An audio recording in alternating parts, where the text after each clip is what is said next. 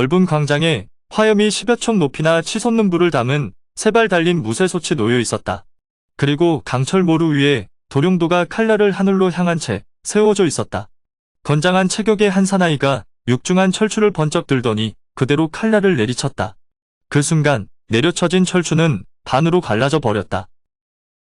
옆에서 지켜보고 있던 천은교 주작단 단주 상금붕이 도룡도를 집어들었다. 그러고는 그대로 강철 모루를 내려치니 강철 모루는 두부 썰리듯 반으로 쪼개져 두동강이 나고 말았다. 상금붕은 그대로 나무숲으로 달려가 춤추듯 도룡도를 휘둘렀다. 상금붕의 춤이 끝나고 나무숲을 나오는데도 아무런 일이 없었다. 그러나 상금붕이 나무숲을 다 나와 가장 가까이 있는 나무를 살짝 건드렸다. 그러자 나무가 중심을 잃고 천천히 넘어가기 시작했다. 그리고 그 충격으로 일어난 바람에 옆에 있던 나무들도 차례로 쓰러지기 시작했다. 그렇게 모두 18그루나 되는 나무가 우르르 쓰러졌다. 상금붕은 그대로 광장으로 나와 세발솥 불길 속에 도룡도를 그대로 푹 찔러 넣었다. 도룡도가 얼마나 대단한 보도인지 확인한 사람들의 함성이 터져나왔다. 왕산반도에서 열리는 양도입이 대회 자리에 참석한 장취산도 도룡도의 위력에 감탄을 금치 못했다. 이 자리는 천은교주의 딸 은소소와 천은교 주작단의 단주 상금붕과 천은교 현무단의 단주 백귀수가 천은교주를 대신해 양도입이 대회를 주관했다. 손님으로는 무당파의 장취산, 그리고 곤륜파의 고칙성과 장립도가 있었다. 그리고 해사파, 거경방, 신곤문의 순애들이 도룡도를 보기 위해 자리에 있었다. 그 자리에 모인 사람들은 모두 도룡도를 보기 위해 왕반산도에 왔다.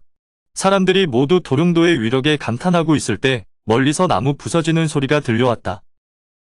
사람들이 모두 놀라 소리 나는 방향으로 고개를 돌려 쳐다보니 그들이 타고 온 배의 돛대가 넘어가는 것이 보였다. 엄청나게 시끄러운 소리를 내면서 부서지는 나무는 바로 그들이 타고 온 선박이었다. 사람들은 각자 자기 부하들을 보내 확인해 보게 했다. 그런데 어찌된 일인지 알아보러 간 부하들은 아무도 돌아오지 않았다. 답답해진 백귀수가 현무단 타주 몇을 보내 알아보게 했다. 그러자 곧이어 한 명이 비명을 지르며 달려오는데 온몸이 피범벅이 되어 다 죽어가는 몰골이었다. 현무단 타주는 금모사왕 사손이라고 고함치며 달려오다 힘이 다했는지 그대로 앞으로 엎어져 더는 움직이지 않았다. 금모사왕 사손이라는 이름을 듣고 은소소와 백귀수는 놀라 숨도 제대로 쉬어지지 않았다. 그러나 사람들은 사손이 누군지 몰라 어리둥절해했다. 곧이어 체구가 보통 사람의 2배쯤 되는 남자가 어슬렁어슬렁 광장 한복판으로 걸어왔다. 그 남자는 어깨까지 흐트러진 금빛 머리털을 가지고 있었으며 눈동자가 짙푸른 초록빛이었다. 그리고 손에는 타원형으로 된 강철 몽둥이에 늑대 이빨 같은 날카로운 송곳이 듬성듬성 박힌 낭화봉을 들고 있었다. 은소소와 백귀수는 사손을 보자 포곤하며 사법왕께서 어쩐 일이냐고 물었다. 금모사왕 사손은 명교의 4대 호교법왕 중 한 명이었다. 은소소의 질문에 사손은 웃으며 주위를 둘러보고 물었다. 여기 모이신 여러분은 무엇 때문에 오셨소? 그러고는 세발소 쪽으로 성큼성큼 걸어가더니 도룡도를 잡으려고 했다. 그때 상금붕이 사손을 가로막고 나섰다. 상금붕은 사손에게 도룡도는 천은교 물건이니 함부로 손대지 말라고 했다. 그러자 사손은 코웃음을 치면서 상금붕에게 물었다. 이게 왜 천은교 물건이냐? 어차피 너희들도 남의 것을 강탈한 것이 아니냐? 어차피 강탈한 물건 내가 빼앗는다고 무슨 문제라도 있느냐? 사손의 말이 끝나기 무섭게 상금붕은 허리에 차고 있던 수박 크기의 강철 유성추를 날렸다. 사손은 대수롭지 않다는 듯 들고 있던 낭화봉으로 날아오는 유성추를 쳐냈다. 그러자 사손을 향해 날아가던 유성추는 낭화봉을 맞고 방향을 바꿔서 상금붕을 향해 날아왔다. 상금붕은 날아오는 유성추를 향해 들고 있던 다른 유성추를 던져 맞췄다. 그러자 중간에서 부딪힌 두 유성추는 범종이 울리듯 엄청난 충돌음을 일으켰다. 상금붕은 유성추 2개가 힘을 잃고 그 자리에 떨어질 것이라고 생각했다. 하지만 자기가 던진 유성추가 밀려 오히려 자기를 노리고 날아오는 유성추가 2개가 되었다. 상금붕은 날아오는 2개의 유성추를 피하지 못하고 그대로 가슴에 맞고 죽었다. 상금붕이 죽는 모습을 보자 주작단 타주 5이 일제히 사손에게 덤벼들었다. 사손은 낭화봉으로 세발솥을 쳐서 타주 5에게 날렸다. 그러자 솥에 꽂혀있던 도룡도가 땅에 떨어지고 화염에 휩싸인 세발솥을 맞은 타주 셋은 몸에 불이 붙어 타들어갔다. 그리고 나머지 둘도 사손이 휘두른 낭화봉에 맞고 쓰러진 뒤 사손이 세발솥을 던져 삼근붕의 시신과 함께 태워버렸다. 그런 다음 땅에 떨어진 도룡도가 식기를 기다리며 백귀수를 쳐다보고 칼집을 가져오라고 했다. 백귀수는 이러지도 저러지도 못하고 있었다. 코웃음을 치며 고개를 절레절레 흔들던 사손은 백귀수 자리 앞에 놓인 도룡도의 칼집을 향해 낭화봉으로 도룡도를 쳐서 날려보냈다. 빠른 속도로 날아간 도룡도는 그대로 칼집에 꽂혀 뒤로 날아가더니 공중에서 회전하며 방향을 틀어 사손의 손으로 날아왔다. 사손은 도룡도를 잡아 허리춤에 꽂고는 주변을 둘러보며 이에 있는 사람 있냐고 물어봤다. 그러자 해사파 총타주 원광파가 일어나 누가 감히 천하의 명망 높은 금모사왕에게 불만을 품을 수 있냐며 아부했다. 사손은 아무 말 없이 원광파 앞으로 다가가서 내 사부가 누구냐고 물었다. 이어서 내가 어느 문파며 네가 말한 내 덕망은 무엇이냐고 물었다. 사손의 이 같은 질문에 원광파는 꿀먹은 벙어리가 될 수밖에 없었다. 사손은 원광파를 보며 자기 앞으로 나오라고 했다. 그런 다음 사손은 원광파에게 작년 해문현에서 장등훈 일가족을 몰살한 일이 있냐고 물었다. 그리고 최근에 여유현에서 장백상금 늙은이들을 죽인 것도 너희들 짓이냐고 물었다. 이 두 사건은 강호에서 미제 사건으로 남아있어 아직까지 진상이 밝혀진 게 없었다. 주변에서 듣고 있던 사람들은 그 사건들이 해사파 소행이라는 것에 놀랐고 원광파는 아무도 모르는 비밀을 사손이 알고 있는 것에 놀랐다. 사손은 해사파의 특기가 독소금이 맞냐고 묻고는 해사파 졸개들에게 가서 독소금 2대접을 가져오라고 시켰다. 해사파는 사손이 무서워 일단 시키는 대로 했다. 사손은 원광파에게 공평하게 1대접씩 먹자고 했다. 원광파는 무슨 뚱딴지 같은 말을 하냐는 눈으로 사손을 바라봤다. 그러자 사손은 한 손으로 원광파의 아래턱을 잡아 턱뼈를 부수고 벌어진 입으로 독소금 1대접을 쏟아부었다. 그런 다음 자기도 1대접 입에 털어넣었다. 곧이어 원광파가 몸을 부르르 떨며 죽어버렸다. 그 모습을 지켜보고 있던 장취산이 얼른 해독제를 먹으라고 사손에게 소리쳤다. 사손은 무슨 해독제냐며 코웃음을 치고는 가서 술이나 한 항아리 가져오라고 시켰다. 그 말을 듣고 천은교 사람들이 술 항아리 하나를 들고 와서 사손 앞에 놓았다. 사손은 그대로 술 항아리를 들어 벌컥벌컥 들이켰다. 사손이 빈 술 항아리를 땅에 내려놓자 그의 배가 불룩해져 있었다. 사손은 불룩해진 배를 두드리더니 백귀수를 향해 느닷없이 입을 쫙 벌렸다. 그러자 은빛사슬 같은 술줄기가 기둥처럼 격렬한 기세로 뿜어져 나오더니 곧바로 백귀수의 앞가슴을 강타했다. 백귀수는 그것을 맞고 그 자리에서 혼절했다. 그러자 사손은 고개를 하늘을 향해 젖히면서 술줄기를 뿜어내기 시작했다. 하늘을 향해 뿜어진 술은 거경방 해적들을 적셨다. 그러자 내공이 약한 사람부터 차례로 쓰러지기 시작했다. 사손이 뿜어낸 술은 사손의 뱃속에서 독소금과 융합해 독주가 되어 있었다. 사손은 거경방 노방주 몇 병을 보며 금년 2월 민강하구에서 원양 상선을 습격했냐고 물었다. 그러면서 해적이 상선을 털어먹고 사는 거야 그렇다 쳐도 왜 상선에 타고 있던 사람들 수십 명을 죽이고 부녀자를 겁탈했냐고 물었다. 맥방주는 그 일은 자기 책임이 아니라며 발뺌했다. 그러고는 자기가 아끼는 신복셋을 불러 그들에게 죄를 덮어씌우고는 자기 손으로 그들의 목을 베어버렸다. 방주가 수하들에게 책임을 미루는 모습을 보자 사손은 웃음을 참기 힘들었다. 맥방주를 한심하게 쳐다보던 사손은 맥방주에게 맥방주는 장기가 뭐냐고 물었다. 사손은 맥방주가 가장 자신 있는 장기로 겨뤄 자기를 이기면 살려주겠다고 했다. 그러자 맥방주는 조금도 망설이지 않고 잠수로 겨뤄보자고 했다. 맥병은 평생 해적질을 한 사람이었으니 당연히 수공에 자신이 있었다. 맥병이 사손에게 바다로 나가서 잠수 실력을 겨뤄보자며 발걸음을 옮기려고 하는데 사손이 그런 맥병을 불러 세웠다. 자기가 바다로 나가 잠수 실력을 겨루는 동안 사람들이 도망갈 수 있으니 여기서 겨루자는 것이었다. 그 말을 들은 모든 사람들이 대경실색했다. 사람들이 도망칠 것을 걱정한다는 것은 결국 모두를 죽일 생각이라는 말이었다. 사손은 주변을 돌아보며 말했다. 평생토록 갈고 닦아온 절기로 자신과 겨뤄 이긴 사람은 죽이지 않을 뿐더러 패한 자기는 그 자리에서 자결하겠다고 했다. 그러고는 땅에서 진흙을 움켜잡더니 진흙덩어리 2개를 빚었다. 그런 다음 하나를 맥병의 입과 코에 붙여 숨을 못 쉬게 하고 또 다른 하나는 자기 입과 코에 붙여 숨을 못 쉬게 했다. 맥경은 그 자리에 가부좌를 틀고 앉아 호흡을 참았다. 하지만 사소는 호흡을 멈춘 상태에서도 아랑곳하지 않고 신곤문 패거리 앞으로 걸어갔다. 사소는 신곤문 장문인 과삼권 앞에 놓인 탁자에 술을 찍어 최비연이라는 세 글자를 적었다. 그것을 본 과삼권은 소스라치게 놀랐다. 최비연은 몇 년 전에 죽은 과삼권의 며느리였다. 과삼권은 아들이 일찍 죽어 청산과부가 된 며느리를 겁탈하려고 하다가 며느리가 심하게 저항하자 결국 죽이고 말았다. 일이 들통날게 두려웠던 과삼권은 며느리가 남편 뒤를 따라 자결한 것으로 일을 꾸몄고 그 일의 진상을 아는 사람은 아무도 없었다. 그런데 지금 사손이 최비연이라는 이름을 적음으로써 그 일의 진상을 알고 있다고 말하는 것이니 놀라지 않을 수 없는 일이었다. 과삼권은 사손을 죽이지 못하면 자기가 죽는다는 것을 잘 알고 있었다. 과삼권은 사손이 지금 호흡을 멈추고 있는 상태니 제대로 실력을 발휘하기 힘들 것이라 생각했다. 그리고 자기와 실력을 겨루면서 몸을 사용하면 더욱 호흡을 참기가 힘들 것이니 결국 시간만 조금 벌어주면 맥병과의 승부에서 사손이 지고 물러나는 상황을 만들 수 있을 것으로 생각했다. 생각을 정리한 과삼권은 권법으로 겨뤄보자고 말하고는 말이 끝나기 무섭게 선제 공격을 가했다. 겨뤄가 과삼권이라고 불릴 만큼 과삼권은 평생 누구와 겨루면서 주먹을 4번 이상 휘두른 적이 없었다.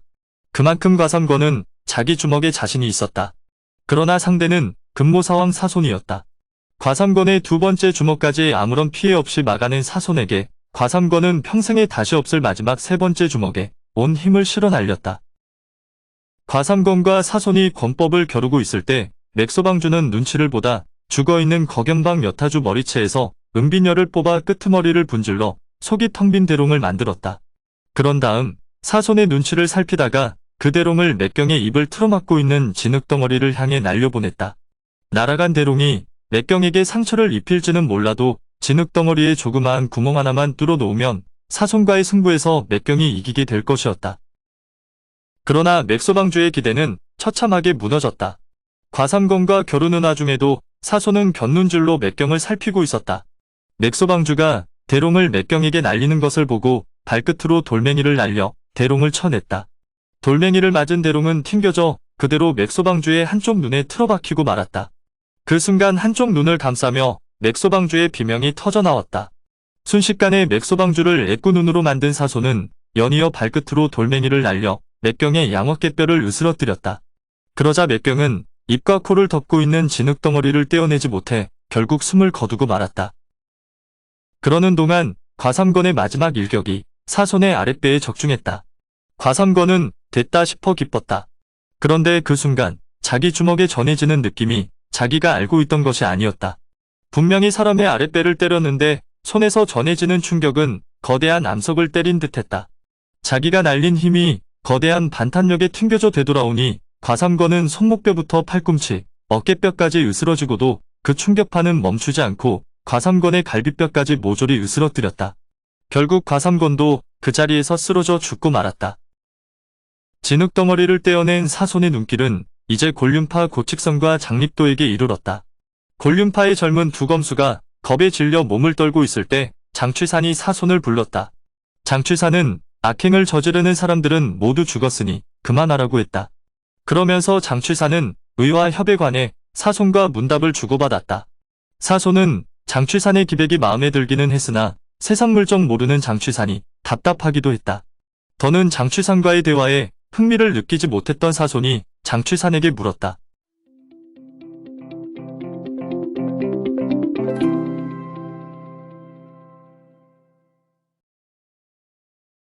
장취산은 사손에게 글씨 쓰기로 승부를 가르자고 말하고는 거대한 석벽 앞에 섰다. 그리고 허리에서 판관피를 뽑아 들고 다리에 공력을 집중시켜 높이 치솟았다. 그 자리에서 10여 척을 뛰어오른 장취산은 석벽을 발끝으로 짚으며 다시 20여 척 더 높이 뛰어올랐다. 총 30여 척 높이에서 장취산은 판관필로 바위에 글자를 새기기 시작했다. 오른손으로는 판관필로 글자를 쓰고 왼손으로는 호두구로 바위를 찍어가며 추락을 방지했다. 밑에서 바라보니 바위에 글자를 새길 때마다 돌가루가 떨어졌다. 무림지존 도룡보도 호령천하 막간부종 위천불출 수요쟁봉. 바위에는 24자로 된 도룡도의 전설이 새겨졌다. 밑에서 장취산이 바위에 새긴 글을 본 사손은 패배를 인정했다. 자기는 저만한 문장을 쓸 자신이 없다는 것이었다. 그 말을 들은 장취산과 은소소는 뛸 듯이 기뻤다. 사손이 장취산에게 원하는 것을 물으니 장취산은 도룡도는 가지고 가되 섬에 남은 사람들은 살려달라고 했다. 그러나 사손은 이를 거절했다. 장취산과 은소소가 그런 사손에게 따지고 들자 사손이 장취산에게 말했다. 이 칼에 무슨 비밀이 있어 천하 영웅들이 복종하겠나? 나는 조용한 곳에 가서 알아볼 생각일세. 그런데 내가 도룡도를 가지고 있다는 사실이 알려지면 어떻게 되겠나? 세상에는 나보다 무공이 높은 고수가 많아 목숨 부지하기도 힘들 거야. 그러니 이 섬에 있는 사람은 다 죽어야지. 장취산은 다시 한번 좋은 말로 사손을 설득해 보려고 했다. 자기가 사람들 입단속을 잘 시킬 테니 걱정하지 말라는 말이었다. 그러나 사손은 고개를 절레절레 흔들었다. 그리고 자기 왼손을 장취산에게 보여줬다. 사손의 왼손에는 새끼손가락이 없었다. 사손은 자기가 28살 때 왼쪽 새끼손가락을 끊으면서 맹세한 것이 있다고 했다. 그것은 바로 살면서 어느 누구도 믿지 않겠다는 것이었다. 사손은 28살 때 세상에서 가장 믿고 존경하던 사람에게 배신당해 멸문지화를 당했다. 그는 그날 이후 오직 복수만 생각하며 살았고 또한 그날 이후 그 어느 누구도 믿지 않았다. 사손은 장취산과 은소소를 바라보며 옷자락을 찢어서 귓구멍을 틀어막으라고 했다. 그리고 두 손으로 귀를 단단히 감싸고 있으라고 일렀다. 장취산과 은소소는 무슨 소린가 의아했지만 사손이 크게 숨을 들이키는 모습을 보면서 뭔가 이상하다 싶어 얼른 옷자락을 찢어 귀를 틀어막고 두 손으로 귀를 감쌌다. 그때 갑자기 지진에 휩쓸리듯 세상이 흔들리는 느낌이 들었다. 온몸의 진동을 느끼며 주위를 둘러보니 사람들이 고통에 몸부림치고 있는 모습이 보였다. 그리고 한 사람씩 쓰러져 갔다. 골륜파의 고칙성과 장립도는 귀를 막아도 소용없자 가부좌를 틀고 내공을 끌어올려 저항했다. 그러나 얼마 버티지 못하고 피를 토하며 쓰러졌다. 더는 사람들이 움직이지 않자 사손의 사자후가 멈췄다. 사손은 장취산과 은소소를 보며 귓구멍을 틀어막고 있는 헝겊조가리를 이제 빼도 괜찮다는 신용을 해보였다. 주변에 사람들이 쓰러져 있는 모습을 멍하니 바라보고 있는 장취산에게 사손이 말했다. 자네 부탁을 생각해서 왕반산도에 있는 사람들 목숨은 살려줬네. 다만 내 사자후에 당해서 기절했으니 깨어나더라도 정신착란을 일으켜 미치광이가 될 거야. 이 말을 듣고 장취산은 과연 이들을 살려줬다고 말할 수 있을까 생각했다. 사손은 장취산과 은소소를 보며 우리도 이만 떠나자고 했다. 그 말에 다시 한번 장취산과 은소소가 소스라치게 놀랐다. 사손은 당연한 걸 뭘 놀라냐며 따라오라고 했다. 두 사람은 별 수 없이 사손을 따라 섬 서쪽으로 갔다. 해안가에는 사손이 타고 온 배가 있었다. 사손의 배에는 16명의 수부들이 있었다. 그런데 그들 모두는 귀머거리의 벙어리들이었다. 거기다 그들은 모두 글자를 모른다고 사손이 자랑하듯 이야기해줬다. 비밀을 지키기 위해 사손이 해적들을 잡아 그렇게 만든 것이었다. 하는 수 없이 사손의 배에 탄 장취산과 은소소가 선실 창문을 통해 내다보니 해가 저물고 있었다. 그걸 보고 은소소가 고함쳤다. 배가 동쪽으로 가고 있으니 빨리 수부들에게 서쪽으로 방향키를 돌리라고 했다. 동쪽은 망망대해라 은소소는 수부들이 방향을 잘못 잡았다고 생각한 것이었다. 하지만 사손은 피식 웃으며 우리는 바다로 나가 무인도를 찾아갈 거라고 했다. 은소소는 사손을 쳐다보며 어차피 바다로 나가 무인도에 숨을 생각이면 자기들은 왜 데려왔냐고 물었다. 그랬더니 사손은 자기가 도룡도의 비밀을 풀 때까지만 살려줄 생각이니 자기가 오랫동안 도룡도의 비밀을 풀지 못하기를 빌라며 웃어젖혔다. 밤이 깊어 선실에 불을 끄고 세 사람은 각자 침상에 누웠다. 그때 장취사는 조용히 은소소에게 다가가 조용히 소곤거렸다. 이대로 사손을 따라가면 언제 죽임을 당할지 모르니 좁은 선실에서 승부를 봐야겠다는 것이었다. 자기가 사손과 싸우기 시작하면 기회를 봐서 은침으로 공격하라고 했다. 선실이 어두운 데다 공간이 좁으니 승산이 있을 것으로 생각한 것이었다. 그때 사손의 웃음소리가 들려왔다.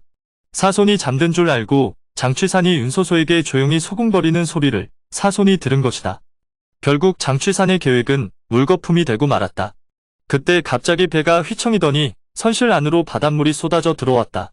그리고 잠시 후에는 반대로 휘청이면서 바닷물이 쓸려 나갔다. 그걸 보고 사손이 큰 소리로 어서 가서 방향키를 잡으라고 장취산에게 말했다. 장취산이 선실 밖으로 나가보니 바다는 태풍에 크게 출렁이고 있었다.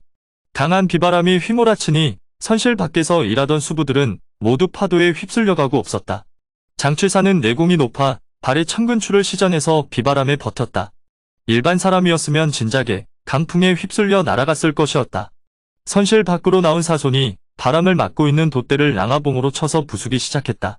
그렇게 세 사람은 밤새도록 태풍에 맞서 겨우 목숨을 건졌다. 세 사람은 목숨은 건졌지만 바다 한가운데서 길을 잃고 말았다. 밤새 태풍에 떠밀려 배가 어디쯤 있는지 알 수도 없었고 돛대마저 모조리 부서져 바람을 타고 항해할 수도 없었다.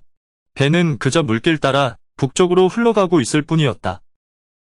얼마나 흘러갔을까? 뭔가가 부딪히는 소리가 들렸다.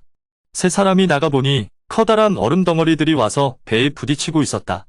앞쪽을 보니 바다 여기저기에 빙산이 떠다니고 있는 것이 보였다.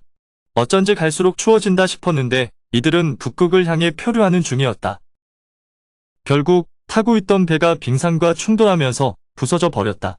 다행히 배를 부순 빙산은 그들이 타고 있던 배보다 훨씬 커서 빙산으로 옮겨 타면 물에 빠질 염려는 없었다. 거기다 주변에 바다표범이 많아 그것들을 사냥해 음식과 가죽을 얻어 그럭저럭 버틸만 했다. 그런데 며칠이나 지났을까 사손이 점점 이상해졌다. 마치 미친 사람처럼 정신줄을 놓을 때가 종종 생기는 것이었다. 사손의 광기가 발동하면 닥치는 대로 주변을 부수고 장취산과 은소소를 자기 원수로 착각하고 공격하기에 이르렀다. 그런 일상이 또 며칠을 반복하다 어느 날에는 완전히 미쳐 은소소를 목 졸라 죽이려고 했다. 장취산이 은소소를 구하려고 덤볐지만 그는 사손의 상대가 될 수 없었다. 그러던 중 은소소가 살기 위해 던진 은침이 사손의 양눈에 박혀 사손은 맹인이 되었다. 평소라면 은소소의 은침 따위에 당할 사손이 아니었지만 미쳐서 은소소를 원수로 알고 목을 조르는데 정신이 팔려서 은소소가 은침으로 눈을 공격하는 것을 피할 생각도 못한 결과였다. 그렇게 생사의 고비를 수없이 넘기면서 수십일 동안 표류한 끝에 세 사람은 활화산이 있는 얼음 섬에 도착했다. 그곳은 불과 얼음이 있는 섬으로 그들은 그곳을 빙하두라 불렀다. 그리고 그곳에서 장취산과 은소소는 부부의 연을 맺었다. 그렇게 1년이 지나고 장취산과 은소소 사이에 사내아이가 태어났다.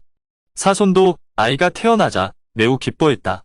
사손이 아이를 좋아하는 것을 본 장취산과 은소소는 사손에게 아이의 이름을 지어줄 것과 양자로 삼아줄 것을 청했다. 그들 부부는 사손이 언제 미쳐 날뛸지 모르는데 사손이 아이를 좋아하니 양자로 주면 아이를 해치지 않을 것이라 생각했다. 사손은 뛸 듯이 좋아했다. 사손은 아이에게 자기 죽은 아들의 이름을 주어 사묵이라고 했다.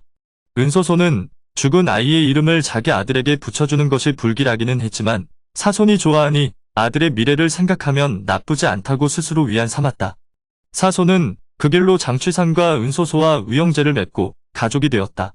이렇게 빙하도에서 태어난 무기는 장씨가 아닌 사시성을 받고 자랐다.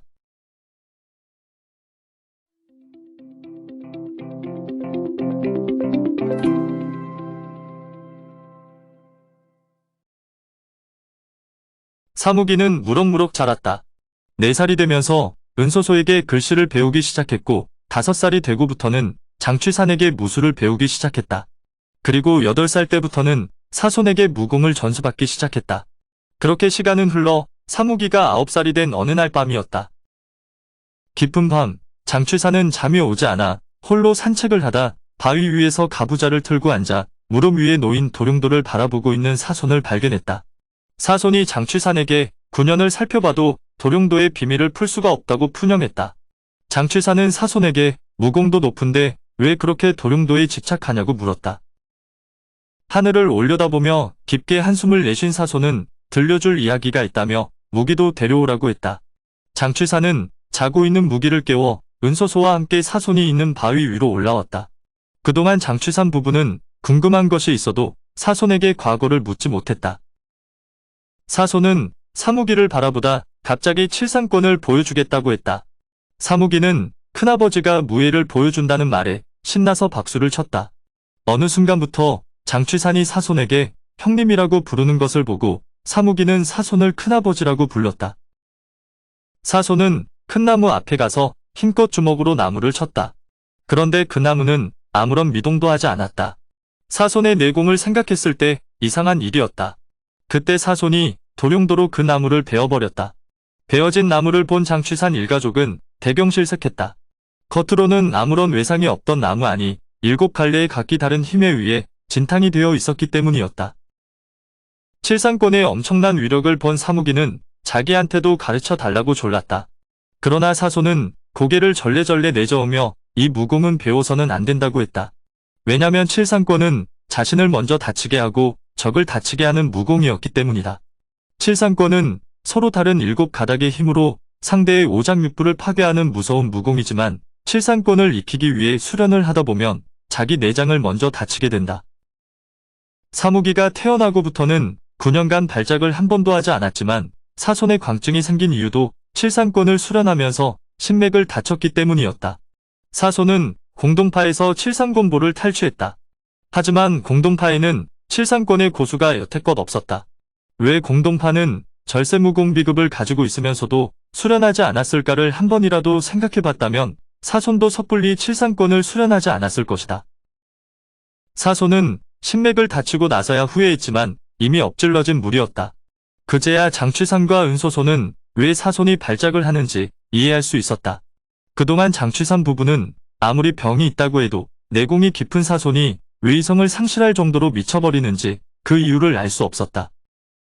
사손은 하늘에 떠있는 별을 바라보다 무기에 머리를 쓰다듬으며 옛 이야기를 시작했다. 사손이 10살 되던 해 사손은 명망 높은 스승 밑에서 무공을 배우기 시작했다. 사손과 스승은 마치 부자지간처럼 매우 가까운 사이였다. 사손은 스승 밑에서 10년간 무공을 익히고 20살이 되던 해 서역 땅으로 건너갔다고 했다. 사손은 서역 무림에서 꽤나 이름을 날리는 고수가 되었다. 서역에서 자리를 잡은 사손은 결혼해서 가정을 꾸리고 가족들도 데리고 와서 일가를 이뤘다. 그렇게 사손은 인생에서 가장 평온하고 행복한 시간을 보내고 있었다. 그런데 사손이 28살이 되던 해에 그의 스승이 서역으로 찾아왔다. 사손은 기쁜 마음에 정성을 다해서 그의 스승을 대접했다. 그런데 어느 날 저녁 술에 취한 사손의 스승은 제자의 아내를 겁탈하려고 했다. 너무 놀란 사손의 아내가 소리치자 비명을 듣고 사손의 아버지가 달려왔다. 사손의 스승은 자기가 저지른 죄를 감추기 위해서 그 자리에서 사손의 아버지와 아내를 죽였다. 그자의 악행은 거기서 끝나지 않고 사손의 어머니와 동생 내외 그리고 집안의 하인들까지 모조리 죽여버렸다. 사손도 비명을 듣고 끔찍한 일이 벌어지고 있는 현장으로 달려갔다. 그때 사손이 본 것은 그의 스승 손에서 땅바닥으로 패대기 쳐져 죽는 3살 된 아들의 모습이었다. 그 아이가 사무기였다. 사손은 너무 끔찍한 광경을 보고 놀라서는 멍하니 서 있었다. 사손의 스승은 망설이지 않고 사손의 가슴에 강력한 일격을 가했다. 너무 큰 충격에 정신이 나가 무방비로 있던 사손은 그 일격을 맞고 그 자리에 쓰러지고 말았다. 그의 스승은 앞으로 꼬꾸라지는 사손을 바라보며 사손이 죽었다고 생각하고 그 자리를 떠났다. 얼마나 지났을까 겨우 목숨을 건진 사손이 눈을 떴다. 그리고 겨우 몸을 일으켜 주위를 살펴보니 그의 일가족 13명이 모두 죽어 있었다. 사손은 분노로 눈이 뒤집혔지만 그의 무공으로는 그의 스승을 당해낼 수 없다는 사실을 잘 알고 있었다. 사손은 3년간 무공을 더 수련하고 그의 스승을 찾아가 복수하려 했지만 패하고 말았다. 죽지 않고 그 자리를 도망쳐 나온 사손은 다시 5년간 절치부심하며 무공을 수련하고 재도전했지만 또다시 패하고 만다. 2번이나 복수전에서 패한 사손은 스승에게서 배운 무공으로는 그를 이길 수 없다고 생각했다. 그래서 공동파에서 절세무공으로 전해지는 칠산권의 비급을 탈취했다. 사손은 2년간 칠산권을 수련하고 3번째 도전하러 스승을 찾아갔다. 그런데 그의 스승은 어디로 갔는지 사라지고 없었다. 주변을 아무리 수소문해봐도 사라진 스승의 행방을 찾을 수 없었던 사손은 생각 끝에 엄청난 일을 저지르고 만다. 사손은 무림의 사건을 일으키고 그 현장 벽에다 피로 스승의 이름을 써서 남겨두었다. 그 말을 듣고 있던 장취산과 은소손은 약속이라도 한 듯 혼원병력수 성곤이라는 이름을 외쳤다. 몇 해 전 강남 무림에는 반년 동안 30여 건의 끔찍한 대사건이 있었다. 그리고 그 사건 현장에는 어김없이 헌원병력수 성곤이라는 글자가 피로 쓰여 있었다. 장취산도 그의 스승인 장산봉의 명령을 받고 무당칠협의 한 사람으로 사건을 조사했던 적이 있었다. 그 당시 성곤은 무림의 명망 높은 사람으로 알려져 있었다. 그래서 사람들은 누군가 성곤에게 누명을 씌우고 있다고 생각했다. 하지만 성곤의 행적을 몰라 사실 여부를 확인할 수 없었다. 사건에 관련된 문파 사람들은 사손의 생각대로 성곤 찾기에 나섰다. 하지만 별다른 소득이 없었다. 고민 끝에 사손은 전 무림이 나서 성곤을 찾게 만들어야겠다고 생각했다. 그러기 위해서는 전 무림을 뒤흔들 대사건을 일으켜야 한다는 결론을 얻었다. 사손이 생각한 경천동지할 대사건은 현 무림을 대표하는 양대 세력인 소림파나 무당파 중에 인류 고수급으로 한 명을 죽이는 것이었다. 그리 되면 전 무림이 발칵 뒤집힐 것이고 성곤을 찾아내는 것도 어렵지 않을 것이라 생각했다. 소림이나 무당은 중소 문파와 달랐다. 아무리 사손의 무공이 높아도 무작정 담 넘어 들어가서 사건을 일으킬 수는 없었다. 그래서 사손은 소림이나 무당 소속의 인류급 고수 중에 현재 강호에 나와 있는 사람이 있는지부터 확인했다. 그러다 도적대 소탕 임무를 맡고 무당 출협 중 맏형인 송원규가 낙양에 머물고 있다는 소식을 알게 된 사손은 낙양으로 향했다. 낙양에서 송원규를 발견한 사손은 송원규가 머물고 있는 객점에 자기도 방을 하나 얻었다. 그리고 송원규가 움직일 때를 기다렸다. 해가 저물고 마침내 송원규가 객점을 나가는 모습이 보였다. 사손은 조용히 방을 나와 송원규를 뒤쫓기 위해 객점을 나왔다. 한참 송원규의 뒤를 몰래 쫓고 있는데 누군가 뒤에서 어깨를 툭툭 쳤다. 깜짝 놀란 사손이 뒤를 돌아보니 아무도 없었다. 그러자 또다시 누가 뒤에서 어깨를 툭툭 쳤다. 사손은 본능적으로 몸을 회전하며 등주먹으로 횡을 그었다. 그러자 그림자 하나가 빠르게 뒤로 물러나 사손의 손은 허공을 가르고 말았다. 사손은 등줄기에서 식은땀이 흘렀다. 만약 이 사람이 자기를 죽이려고 했다면 이미 자기는 저 세상 사람이 되었을 것이다. 어디서 갑자기 이런 고수가 나타났을까?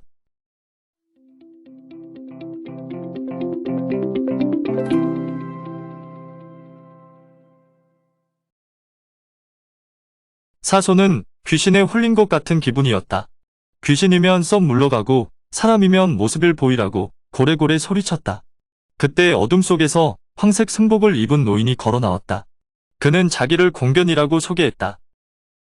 사손은 공견이라는 말을 듣고 깜짝 놀랐다. 공견대사는 소림파 4대 신승 중 첫째였다. 현 소림파 장문, 공문대사의 사형이기도 했다. 무림의 이름 높은 소림의 4대 신승이 앞을 가로막으니 사손으로서는 놀라지 않을 수 없었다. 공견대사는 송원규를 죽이지 말라고 했다.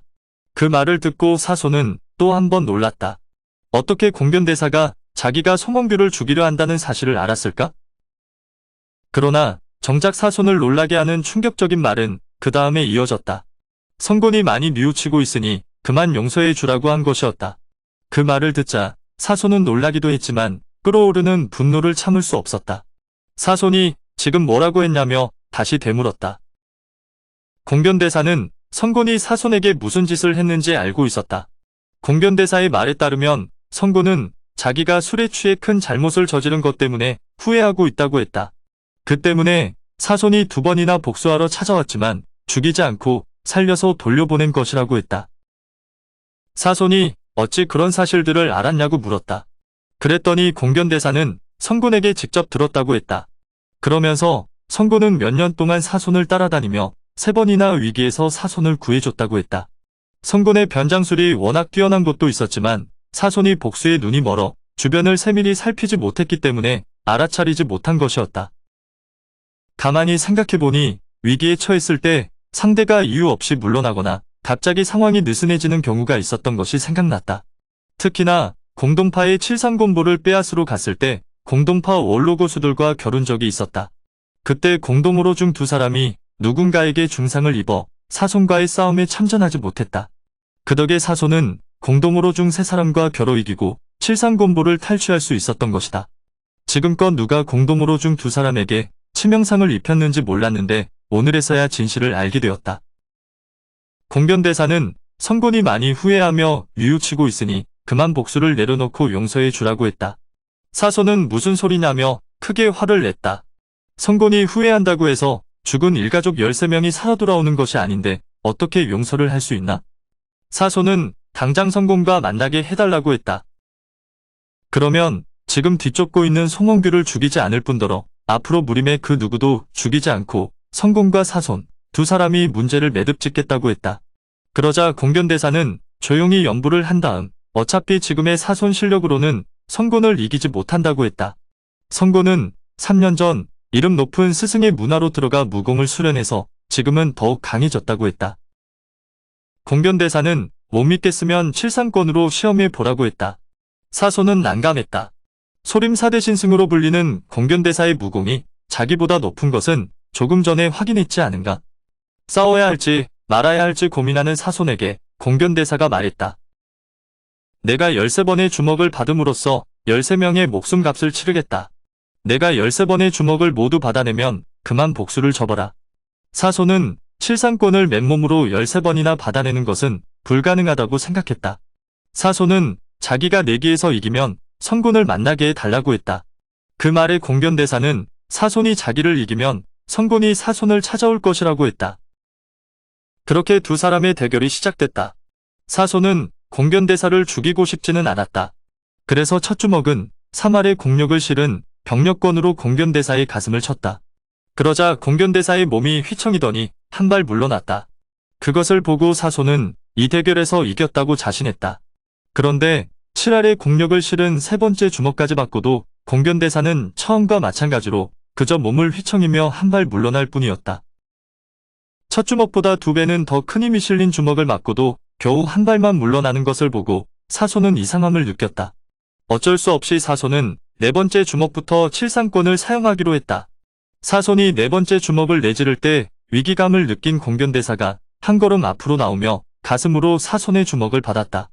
그러자 공변대사의 반탄력에 밀려 사손이 몇 발자국 뒤로 밀려났다. 그제야 사손은 지금 공변대사가 사용하는 무공이 무엇인지 알았다. 그것은 소림파의 최상승 무공 중 하나인 금강불개 신공이었다. 비록 초식을 사용해서 공격을 한 것은 아니었지만 공변대사가 앞으로 내디딘 한 걸음은 무서운 것이었다. 사손은 10번째 공격까지도 공변대사에게는 아무런 피해도 주지 못한 채 자기만 반탄력에 밀려 내상을 입고 있었다. 그렇게 되니 사손도 더는 공변대사의 생사를 걱정할 처지가 못 되었다. 앞으로 세 주먹 안에 승부에서 이기지 못하면 복수를 포기해야 하는 상황이 아닌가. 사손은 독한 마음을 먹고 공력을 최대로 끌어올려 칠상권을 사용했다. 그러자 갑자기 공변대사가 위로 뛰어올랐다. 그 덕에 사손의 주먹은 가슴이 아니라 공변대사의 아랫배를 강타하게 되었다. 순간 공변대사가 입에서 붉은 피를 토했다. 공변대사는 그대로 가슴으로 사손의 공격을 받아낼 경우 강한 반탄력 때문에 사손이 크게 다칠 것을 우려해 가슴보다 푹신한 아랫배로 사손의 공격을 받아낸 것이었다.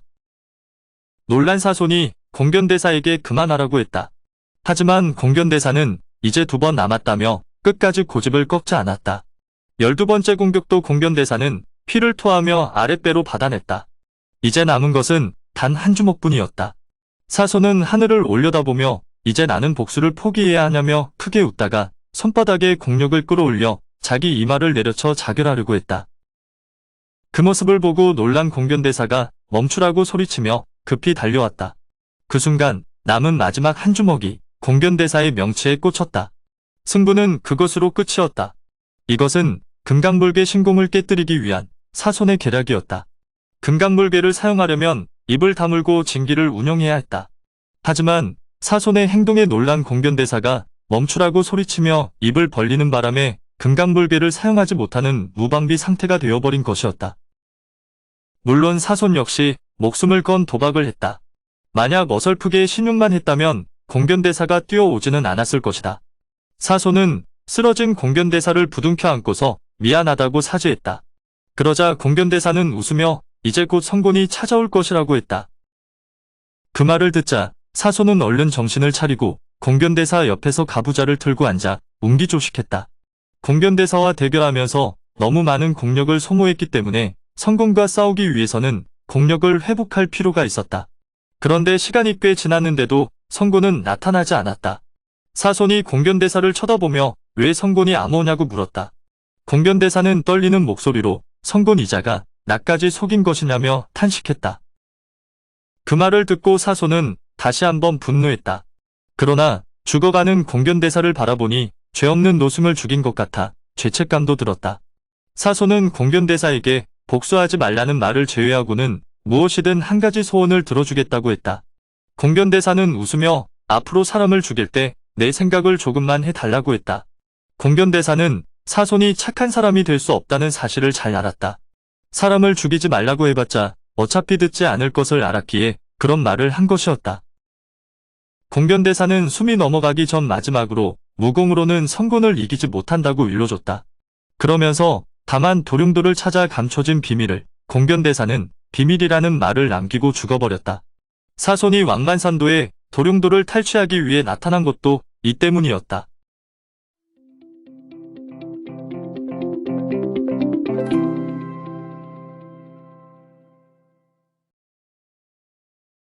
그동안 빙화도에서 지내면서 풍향을 꾸준히 살피던 사손은 9년째 되던 해 머지않아 풍향이 남쪽으로 바뀔 것을 알았다. 그때가 되면 빙화도를 떠날 수 있을 테니 뗏목과 음식을 미리 준비하자고 했다. 그렇게 10년째 되던 해 드디어 북풍이 불었다. 사손은 장취산 가족을 뗏목에 태우고 중원으로 보냈다. 자신은 중원 땅에 적이 너무 많아 빙화도에 남기로 했다. 사손은 자기를 떠나지 않으려는 어린 무기에게 이제부터 너는 장무기로 살아야 한다며 절대 중원에 가서 사무기라는 이름을 입 밖에 내면 안 된다고 말했다. 그렇게 10년을 살아온 빙화도를 떠난 장취산 가족은 밤낮 없이 남쪽을 향해 부는 북풍을 타고 순조롭게 항해했다. 중원을 향해 수십 일을 항해하던 장취산 가족은 큰 함선 두 척과 만나게 되었다. 두 척의 배를 본 은소소는 크게 놀랬다. 왼쪽 큰 함선 도폭에 그려진 검정 독수리를 보았기 때문이다. 바로 천은교의 배였다. 자세히 보니 두 척의 배는 서로 맞닿아 양쪽이 치열하게 싸우고 있었다. 그때 장취산이 내공을 실어 큰 소리로 잠시 싸움을 멈추라고 소리쳤다. 그러자 배 위에서 한참 싸우고 있던 양진영은 깜짝 놀라 양쪽으로 물러서고 배 아래를 바라봤다. 다른 한 척의 배에서 누구냐고 물어오는 목소리가 들렸다. 그 목소리를 듣고 장취산은 너무 기뻤다. 그토록 보고 싶었던 무당칠협 중 둘째 유연주의 목소리였기 때문이다. 장취산은 둘째 형님, 저 장취산입니다 하고 답했다. 그러자 유연주도 너무 기뻐 사람들을 해치고 배전으로 나와 아래를 바라봤다. 장취산은 뗏목에 있는 나무 토막 하나를 물에 던져 발판 삼아 도약하더니 훌쩍 배 위로 치솟아 올랐다. 두 사형제는 서로 얼싸안고 기쁨의 눈물로 서로의 안부를 물었다. 은소소는 천은교 사람들이 타고 있는 배를 향해 천은교 사람들만 사용하는 암호로 서로 같은 편임을 확인했다. 배 위에서 신분을 밝히라고 하자 은소소는 자미당 당주 은소소라고 자신을 밝혔다. 그러자 배 위에서 은소소가 돌아왔다며 환호성이 들렸다. 배 위에는 천시당 당주 이천원이 청룡단 정단주와 신사단 봉단주를 거느리고 있었다. 이천원은 백미응왕 은찬정의 사제였기에 개인적으로는 은소소에게 삼촌뻘이었다. 하지만 공적으로는 자미당 당주 신분인 은소소가 이천원보다 서열이 위였다. 은소소는 장무기를 숙부되는 이천원에게 절하게 하고 인사시켰다. 그때 건너편 배에 있던 장취산이 큰 소리로 은소소와 장무기를 부르면서 어서와서 유연주에게 인사하라고 했다. 그 말을 듣고 양쪽 배에 있던 모든 사람들이 깜짝 놀랐다. 특히나 유연주와 이천원은 동시에 대경실색했다. 유연주가 타고 있던 배에는 무당파와 곤륜파가 함께 있었고 이들은 조금 전까지만 해도 천은교 사람들과 목숨 걸고 싸우던 사이였다.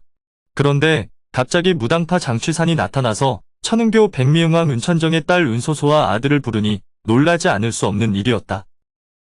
은소소가 장무기를 데리고 유연주가 타고 있는 배로 건너가자 혹시나 위험한 상황이 생길까봐 이천원과 정단주, 봉단주가 은소소를 호위하며 함께 건너갔다.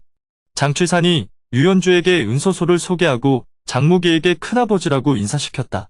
당황하기는 했지만 자세한 내용을 물어볼 상황은 아니라서 일단 양쪽 진영은 싸움을 멈추고 수뇌들끼리 선실 안에서 이야기하기로 했다. 유연주 옆에 서 있던 곤륜파 소화자가 대뜸 장취산에게 사손은 어디 있냐고 물었다. 소화자는 곤륜파에서 서열이 제법 높은 편이었고 무공 실력 또한 뛰어난 사람이었다. 하지만 소화자는 사람이 품위 없고 경망스러웠다. 그런 소화자를 3회 되는 위사랑이 눈살을 찌푸리며 바라봤다. 장취사는 소화자의 질문에 답하는 대신 유연주에게 어떻게 된 일인지 물어봤다.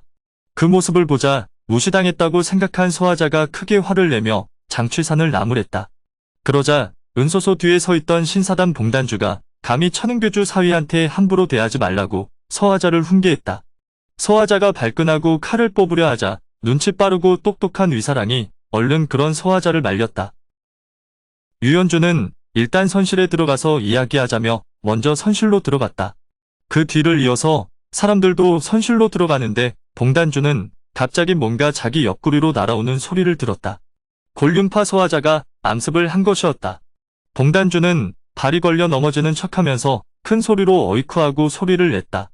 위사랑이 소화자를 흘겨봤고 사람들은 정파 소속인 소화자가 암습을 했다는 사실에 모두 눈살을 찌푸렸다. 사람들은 각자 주인과 손님의 입장에서 자리를 잡고 앉았다. 주인 쪽 자리 상석에는 유연주가 앉았고 그 옆에 장취산이 앉았다. 그리고 맞은편 손님 쪽 자리에는 은소소가 상석에 앉고 그 옆에 장무기가 서 있었다. 뜻하지 않게 조금 전까지 함께 뗏목을 타고 있던 부부는 서로 적대적 관계가 되어 마주 보게 되었다. 학렬과 무공을 믿고 나대는 소화자조차 유연주가 상석에 앉는 것에는 별다른 시비를 걸지 않았다. 그만큼 유연주의 입지가 높았던 것이다. 무당파의 송원교와 유연주는 비록 무당파 제2대 제자였으나 무림계에서의 신분과 주인은 소림파 고승들과 대등했다. 유연주는 먼저 장취산에게 왜 양쪽이 서로 치열하게 싸웠는지 설명했다. 먼저 소림파, 무당파, 곤륜파, 아미파, 공동파까지 해서 5문파와 신곤문, 오봉도 등을 포함한 9문파, 그리고 회사파와 거경방 등의 7방해를 모두 합쳐 총 21개의 문파와 방해는 사라진 사손과 장취산, 그리고 은소소의 행방을 놓고 천은교와 오해가 생겨 충돌하게 되었다고 했다. 그 기간이 무려 10년이었다. 10년간 양쪽 세력이 싸웠으니 얼마나 많은 사람들이 죽고 다쳤겠는가. 장취산과 은소소는 앞으로의 일이 걱정되었다. 유연주는 일단 모두 중원으로 돌아가서 날짜와 장소를 정하고 12곡직을 가리자고 했다. 그때 느닷없이 소화자가 불쑥 끼어들어 은소소에게 사손의 행방을 물었다. 그러자 은소소는 사악한 사손은 9년 전에 죽었다고 했다. 그 말을 듣고 그 자리에 모여있던 모든 사람들은 깜짝 놀랐다. 소화자는 사악한 사교 무리인 은소소의 말은 믿을 수 없다며 장취산에게 다시 한번 물었다. 장취산도 은소소가 사손이 죽었다고 말했을 때는 놀랐다. 하지만 9년 전에 사악한 사손은 죽었다는 말에 그 뜻을 금방 알아들었다. 장무기가 태어나던 날 광증에 미쳐 날뛰던 사악한 사손은 죽고 장취산 가족을 아끼고 사랑해주던 옹아한 사손만이 남았다. 장취산은 소화자를 바라보며 사악한 사손이 죽은 것이 맞다고 확인해줬다. 그러자 모두 낙심한 표정으로 서로를 바라봤다. 장취산과 은소소는 큰 문제 하나가 별 탈 없이 잘 넘어갔다며 속으로 기뻐했다. 그런데 뜻하지 않은 곳에서 일이 틀어졌다. 옆에서 가만히 듣고 있던 장무기가 끼어든 것이었다. 장무기는 자기가 좋아하는 큰아버지를 나쁘게 말하고 심지어 죽었다고까지 말하니 놀랐다. 장무기는 평생 세 사람하고만 살았다. 그래서 장무기는 평생 거짓말을 해본 적이 없었다. 장무기는 은소소를 바라보며 살아있는 큰아버지를 왜 죽었다고 하냐며 물었다. 그 순간 선실 안에 묘한 기류가 흘렀다. 깜짝 놀란 은소소가 장무기의 뺨을 때리며 어린 것이 뭘 안다고 끼어드냐고 호통쳤다. 난생 처음 엄마한테 뺨을 맞은 장무기는 선실 안이 떠나가도록 서럽게 울었다. 은소소는 장무기가 안쓰러워 안아서 달래줬다. 만약 장무기가 중원에서 자란 아이였다면 어른들의 대화 내용을 알아듣지는 못했더라도 낯선 사람들을 경계했을 것이다. 하지만 섬에서 자기를 사랑해주는 세 사람하고만 살아온 장무기로서는 세상 사람들 인심이 항상 호의만 있는 것이 아니라는 사실을 알지 못했다. 그렇게 생각하니 이 어린 것이 무슨 죄가 있다고 때렸나 하는 마음에 은소소도 마음이 불편했다. 장무기는 엄마 품에 안겨 울면서도 귓속말로 큰아버지는 살아있는 게 맞지 하며 물었다. 은소소는 조용히 장무기의 귀에 대고 이 사람들이 나빠서 큰아버지를 해치려고 해서 엄마가 나쁜 사람들을 속인 것이라고 일러줬다. 그제야 장무기도 상황을 파악했다. 그때 소화자가 장무기를 좋은 말로 꼬드기며 사손이 살아있으면 지금 어디 있냐고 물었다. 그러자 장무기는 난 말하지 않을래요 하며 답했다. 말하지 않겠다는 것은 사손이 살아있다는 말이었다. 소화자는 장취산과 은소소를 번갈아가며 호통쳤다. 그러면서 은소소 손에 고칙선과 장립도가 폐인이 됐다고 책임을 추궁했다. 소화자가 은소소 이름을 함부로 부르자 뒤에서 듣고 있던 정단주와 봉단주가 반발했다. 그러자 소화자가 발끈해서 칼을 뽑았다. 순식간에 분위기가 험악해졌다.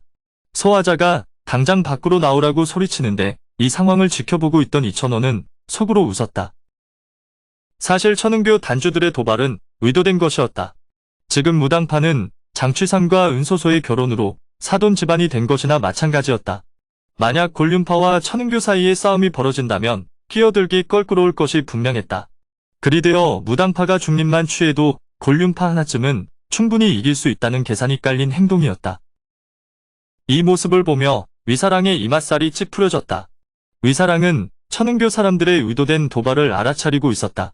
위사랑은 즉시 서화자를 말리면서 유연주가 공정하게 잘 처리할 것이니 일단 유연주 말대로 하자고 말렸다.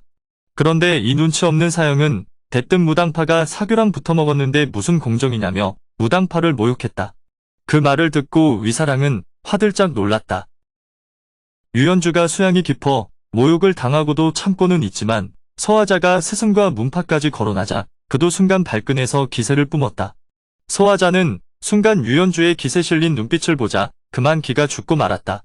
그때 선실 안으로 사람이 뛰어들어오며 급보를 전했다. 공동파와 아미파가 도착했습니다.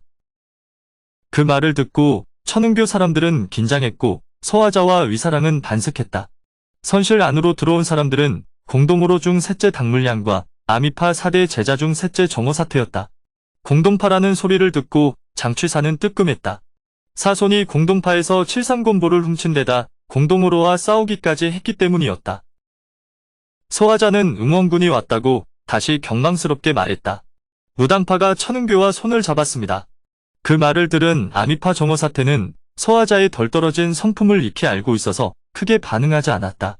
하지만 고지식한 당물량은 유연주를 노려보았다. 소화자는 그런 당물량에게 장취산이 살아 돌아온 것과 사손이 살아있는데 어디 있는지 알려주지 않는다고 일러 바쳤다. 당물량은 분노하며 장취산에게 사손의 행방에 대해 물었다.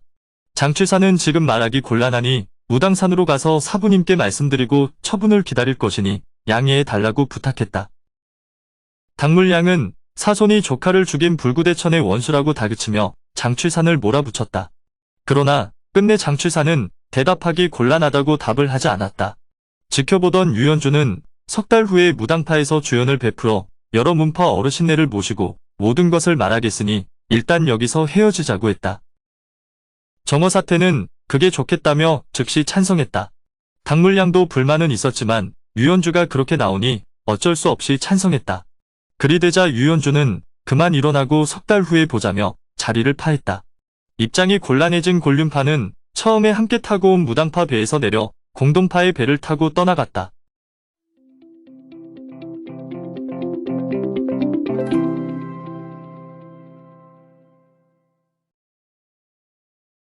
장취산 일행을 태운 원양선박은 남쪽으로 여루를 항해한 끝에 장강 하구에 도착했다.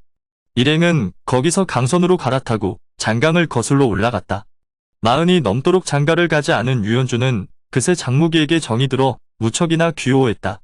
일행은 며칠 동안 항해하다 안위성 동릉면 부근 동간산 기슭의 작은 마을 곁에 닻을 내렸다. 해질 무렵 어른들 이야기가 재미없었던 장무기는 혼자 선실을 나와 뱀머리에서 놀고 있었다. 그런데 부둣가에 웬 늙은 거지가 뱀 2마리를 가지고 장난치는 모습이 보였다. 빙하도에는 뱀이 없었다. 태어나서 뱀을 처음 본 장무기는 신기하기도 하고 거지와 놀고 있는 뱀이 신기하기도 했다. 장무기가 보고 있는 것을 의식했는지 늙은 거지가 뱀과 함께 묘기도 보여줬다. 그 모습이 재미있었던 장무기는 손뼉을 치며 좋아했다. 그러자 늙은 거지가 장무기를 보며 내려와서 같이 놀자고 손짓했다. 장무기는 아무런 의심 없이 발판을 건너 무트로 내려갔다. 늙은 거지가 등 뒤에서 커다란 포대자루를 꺼내더니 신기한 것을 보여주겠다고 장무기를 꼬드겼다. 포대자루 안에 뭐가 들어있을까 궁금했던 장무기는 머리를 포대자루에 넣어 보았다. 그때 갑자기 늙은 거지가 장무기를 포대자루에 밀어 넣었다. 그 순간 장무기가 비명을 지르려고 했다. 늙은 거지가 재빨리 그런 장무기의 입을 틀어막았지만 선실 안에 있던 유연주와 장취산의 예민한 귀는 그 작은 소리를 포착했다. 두 사람은 즉시 갑판으로 뛰어나왔다. 함께 이야기를 하던 은소소도 유연주와 장취산이 급하게 뛰어나가는 모습을 보고 뒤늦게 갑판으로 나왔다. 그때 은소소가 본 것은 발버둥 치는 포대자루를 들고 있는 늙은 거지였다. 늙은 거지는 유연주 일행이 갑판으로 나오는 모습을 보고는 멈추라고 소리쳤다. 원래 계획은 장무기를 납치해서 요구사항을 전달할 생각이었지만 들켜버린 이상 계획을 바꿔야겠다고 생각한 늙은 거지는 포대자루를 찢고 장무기의 등짝도 찢었다. 그리고 한 손에 검정 구렁이의 머리를 잡고 장무기 등짝 가까이 가져가 위협했다. 그 모습을 보고 은소소가 은침을 날리려고 하는데 유연주가 급히 말렸다. 늙은 거지 손에 있는 검정 구렁이는 칠리성이라는 독사로 매우 치명적인 독을 가진 뱀이었다. 늙은 거지를 죽이고 해독약을 뺏는다고 해도 어린 장무기의 체력으로 그 시간을 버틸 수 없을 것이라 생각한 유연주는 원하는 것이 뭐냐고 늙은 거지에게 물었다. 그러자 늙은 거지는 배를 50척 이상 뒤로 물리라고 했다. 이야기는 그 다음에 하겠다는 것이었다. 그 말을 듣고 유연주가 닻을 내린 쇠줄을 잡고 힘을 주자 50근 남짓한 육중한 닻이 수면 위로 치솟았다. 장취사는 기다란 장대로 부둣가를 밀어 배를 50척 뒤로 물리고 강변 기슭을 찢고 배를 세웠다. 한 손으로 50근이 넘어 보이는 닻을 순식간에 끌어올리는 유연주를 본 늙은 거지는 안심이 안 되는지 거기서 10여 척을 더 뒤로 물리라고 했다. 어쩔 수 없이 10여 척을 더 물러난 다음에 유연주가 누구냐고 물었다. 그러자 그 늙은 거지는 개방에 이름 없는 거지라고 했다.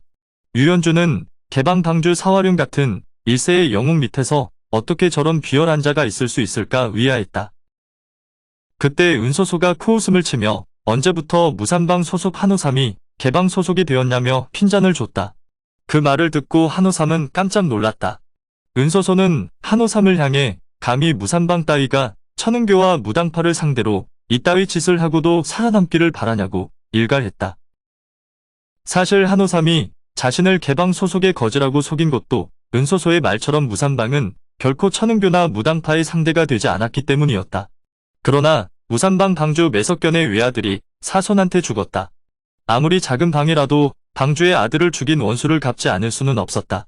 한호삼은 당장 장무기를 돌려주지 않으면 방주를 비롯해서 무산방에 소속된 전부를 죽이겠다는 은소소에게 사정을 이야기하고 사손의 행방을 물었다. 은소소는 입안에서 빙화도라는 말이 맴돌았지만 끝내 모른다고 말했다. 유연주는 석 달 후 무창성 황학루에서 영웅대회를 열 것이니 그때 와서 12곡직을 가리고 지금은 아이를 놓고 그만 가라고 했다. 그러나 한호삼은 사손의 행방을 가르쳐줄 때까지 장무기는 자기들이 데리고 있겠다고 했다. 그때 갑자기 배 위에서 수부 한 명이 물에 빠졌다. 연이어 또 한 명이 물에 빠지면서 물보라가 일었다. 그 순간 은소소가 비명을 지르며 여보 왜 때려요 하고 큰 소리로 말했다. 갑자기 일어난 소동에 한호삼의 시선이 그쪽을 향했다. 처음에 유연주와 장취산도 무슨 일인가 했지만 이내 은소소의 뜻을 알아차렸다. 유연주는 한호삼의 시선이 물보라가 있는 쪽으로 향하는 그 짧은 순간에 장검을 뽑아 한호삼을 향해 날렸다. 유연주의 손을 떠난 장검은 그대로 독사의 머리를 잘라버렸다. 그러면서 한호삼의 손가락 4개도 함께 날려버렸다. 유연주가 장검을 날릴 때 장취사는 한 손으로는 들고 있던 장대를 강바닥에 찍으면서 그 탄력으로 몸을 날리고 한 손으로는 밧줄을 날려 한호삼의 상체를 휘감아 끌어당겼다. 한호삼은 손가락이 잘려 고통스러운 가운데 장취산이 날린 밧줄에 걸려 강 쪽으로 몸이 날아갔다. 장취산은 공중에서 그 탄력을 이용해 부둣가 쪽으로 날아갔다. 그렇게 공중에서 한호삼을 만난 장취산은 오른손으로 장무기를 끌어안으면서 왼손으로 한호삼의 가슴에 일장을 날렸다. 멀리 튕겨져 날아간 한호삼은 몇 번 기침을 하며 피를 토하더니 끝내 숨을 거두고 말았다. 장무기를 구한 일행은 며칠 뒤에 관자탄에 도착해서 배를 정박했다. 배가 정박하자 말발굽 소리가 들렸다. 살펴보니 주변에 있던 두 사람이 말을 타고 어디론가 가는 모습이 보였다. 그들의 몸놀림을 봐서는 아마도 무리민 같았다. 유현주는 혹시 모르니 그냥 밤에 떠나자고 했다. 배가 강을 거슬러 올라가고 있는데 강변을 따라 말발굽 소리가 들려왔다. 갑판에서 주변을 살펴본 유현주는 은소소에게 선실로 들어가서 무기를 보호하라고 했다. 은소소는 의아해서 왜 그러냐고 유현주에게 물었다. 그러자 유현주는 저쪽 나무숲 속에 칼빛이 번뜩거렸다며 누군가 매복해 있을 것이라 했다. 그리고 갈대숲에는 적선이 숨어 있다고도 했다. 은소소가 즉시 기감을 확장시켜봤지만 별다른 이상을 감지할 수 없었다. 유현주는 무당의 둘째와 다섯째가 인사드린다며 내공을 실어 허공을 향해 외쳤다. 그러자 갈대숲에서 작은 배 6척이 나왔다. 그와 동시에 나무숲에서 검은 옷을 입은 괴한 10명이 나와 이쪽을 바라봤다. 은소소는 속으로 유현주의 무공에 탐복했다. 그런데 이상하게도 앞을 가로막고 있는 작은 선박에서는 아무런 말도 하지 않았다. 왜 말이 없는가 하고 이상하게 생각하고 있던 유현주가 아뿔싸 큰일 났구나 하더니 물속으로 뛰어들었다. 아니나 다를까 유현주는 물속에서 이쪽을 향해 오고 있는 4사람을 발견했다. 아마도 그들은 배 밑에 구멍을 뚫어 배를 침몰시키기 위해 오는 것이라 판단한 유현주는 물속에서 그들을 잡아다 배 위 갑판으로 던져 올렸다. 갑판 위로 던져 올려진 4명의 괴한도 아무런 말을 하지 않았다. 유현주는 명문정파의 제자로 고문을 할 수도 없는 일이고 해서 그대로 그들을 자기들 배로 던져버렸다. 그런데 잠시 후에 화답이라도 하듯 뭔가가 유현주가 탄 배를 향해 날아왔다. 유현주가 그것을 보고 뭔가 하다가 아차하고 놀랐다. 그것은 어부들이 고기를 잡을 때 쓰는 어포였다. 그런데 지금 날아오는 어포에는 폭약을 평소보다 많이 넣어서 그 파괴력이 더욱 강했다. 어포가 배 위 여기저기서 터지는 바람에 방향타 키가 부서져 버렸다. 타고 있던 배가 방향키를 잃고 그 자리를 빙글빙글 돌자 유현주와 장취산 부부는 적선으로 옮겨갔다. 적선에 내려앉은 4사람은 즉시 작은 선박에 타고 있는 적들을 제압하고 배를 장악했다. 그런데 은소소가 비명을 질렀다. 살펴보니 배에 물이 차오르고 있었던 것이었다. 아마도 적들이 어포를 날림과 동시에 자기들이 타고 있는 배에도 구멍을 뚫어 놓은 것 같았다. 그리고 침몰하는 배는 자기들이 장악한 배뿐 아니라 다른 5척도 마찬가지였다. 아마도 적들은 유현주 일행이 상륙하기를 원하는 것 같았다. 유현주 일행은 되도록이면 싸움을 피하려고 한 것이었지 싸움 자체를 두려워하는 사람들이 아니었다. 그들은 경공을 써서 검은 옷을 입은 괴한들이 있는 나무숲으로 내려섰다. 그러자 괴한들은 반달 형태로 일행을 포위하듯 마주섰다. 그러고는 갑자기 칼을 땅으로 내리며 길을 터줬다. 유현주는 무슨 꿍꿍이 속인지는 몰라도 길을 터주니 일단 걸어서 포위망을 나갔다. 그리고 뒤이어 장취산이 나가려고 하자 괴한들은 다시 칼을 들어 올리고 장취산 부부를 중심으로 원을 만들어 완전히 포위해버렸다. 포위망을 벗어났던 유현주가 그것을 보고 몸을 공중으로 날려 다시 포위망 안으로 들어오면서 괴한들을 제압하기 시작했다. 그러던 중 유현주가 한 괴한의 손에서 칼을 뺏으려고 괴한의 손을 잡았다가 황급히 손을 놓고 뒤로 물러났다. 유현주는 손에서 전해지는 감촉으로 상대방이 여자라는 사실을 알아차린 것이었다. 그때 괴한 4시 합궁을 해왔는데 그 초식이 곤륜검법이었다. 유현주는 그것을 가볍게 받아내면서 일부러 큰 소리로 곤륜파 친구들이냐며 인사를 했다. 유현주와 괴한들 사이에는 너무나 큰 실력 차이가 있었다. 유현주가 날아오는 칼을 가볍게 내공을 써서 떨어뜨리고 있는데 한 괴한이 내공으로 맞서다가 가벼운 부상을 입었다. 그런데 그 괴한이 유현주에게 맞서온 내공이 아미파의 것이었다. 초식은 남의 문파 것을 따라할 수 있지만 내공은 각 문파마다 수련 방법이 달라 그 특징을 속일 수 없었다. 괴한들은 더는 유현주에게 상대가 되지 않는다고 생각하고 모두 도망쳤다. 그때 유현주가 등 뒤에다 대고 곤륜파 장문에게 안부 전해달라고 소리쳤다. 옆에서 보고 있던 은소소는 저들 모두는 여자라고 알려줬다. 그러자 유현주도 저들 모두는 아미파 소속의 3대 제자 학렬쯤 될 것 같다고 말했다. 은소소가 왜 아미파라는 것을 알면서도 속아주는 척하냐고 물어봤다. 장산봉은 늘 제자들에게 자기는 아미파를 창시한 곽양 여엽에게 큰 은혜를 입었으니 강호에 나가거든 사부의 예정을 생각해서 목숨이 위태로운 상황이 아니면 아미파 제자들은 다치게 하지 말라고 당부했다. 그리고 평소에 무당파와 아미파는 사이가 좋은 편이기도 했다. 그러니 알면서도 속아준 것이었다. 장취사는 아미파의 목표가 우리 부부인 것을 보면 아미파도 사손에게 원한이 있는 것 같은데 뭔지 모르겠다고 말했다.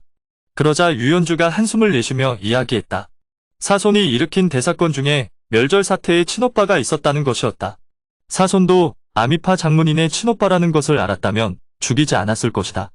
하지만 멸절 사태가 출가하면서 법명을 사용한 이후로 우리 민중의 멸절 사태의 출가 전 이름을 아는 사람은 별로 없었다. 그러다 보니 사손도 멸절 사태의 출가 전 집인 것을 모르고 사고를 쳤을 것이다. 장취상과 은소소는 근심이 컸다. 다른 사람도 아니고 아미파 장문인과 원수를 졌다는 게 안 그래도 상대해야 할 적이 많은데 이제는 같은 편이라고 생각했던 아미파까지 적대해야 할 상황이 아닌가. 이런저런 생각을 하며 20여 척 걸어가니 나무에 말 3필이 묶여 있었다. 거기에는 배를 침몰시켜 미안하다며 사죄의 의미로 말을 준비해 놨다는 쪽지가 있었다. 4사람은 말을 타고 무당산을 향해 달렸다.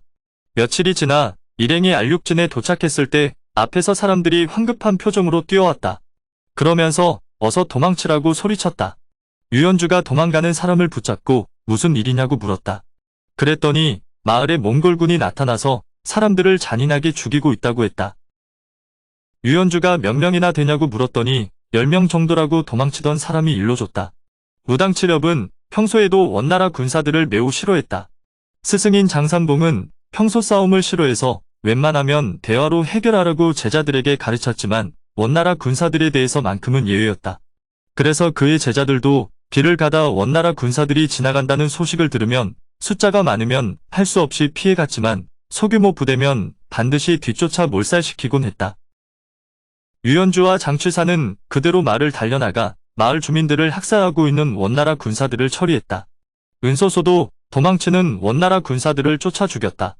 원나라 병사들이 무공을 모르는 일반인이라 이들 생각에는 어린 장무기보다 약할 것 같았다. 그래서 3사람 중 누구도 장무기를 보호하지 않고 원나라 군사들을 죽이는 데 집중했다. 부모와 큰아버지가 원나라 군사들을 물리치는 모습을 구경하며 장무기는 손뼉을 치면서 응원했다. 그런데 장무기 근처에 쓰러져 있던 병사 하나가 벌떡 일어나더니 장무기를 납치해서 말을 타고 달아나기 시작했다. 장무기는 살려달라고 비명을 질렀다. 장무기의 비명을 듣고 3사람 중 가장 무공이 높은 유연주가 경공을 사용해서 가장 먼저 달리는 말을 따라잡았다. 유연주는 공중으로 몸을 날려 장무기를 납치해서 달리고 있는 원나라 병사의 등 뒤 심장 부위에 일장을 날렸다. 그런데 그때 원나라 병사가 뒤돌아보며 같이 일장을 날려 유연주의 장법을 맞받아쳤다.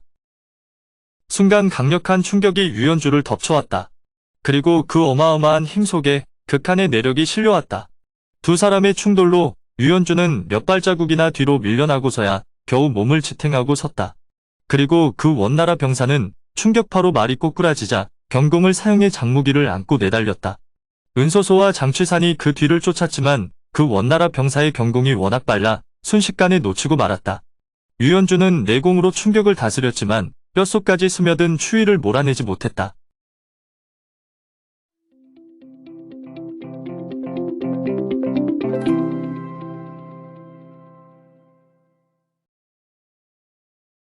장산봉의 100세 생일날이었다.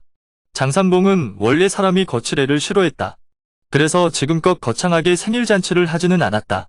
특히나 끝수가 차는 생일을 앞둘 때는 외부 사람은 일절 초청하지 말라고 제자들에게 당부하고는 했다. 이날도 무당산에서는 스승과 제자들만 오붓하게 생일잔치를 즐길 생각이었다. 그런데 갑자기 곤륜파 장문인 철금선생 하태충이 그의 제자들을 이끌고 100세 생신을 축하하러 왔다는 정갈이 대청으로 들어왔다. 깜짝 놀란 장산봉이 제자들과 함께 하태충을 맞으러 나갔다.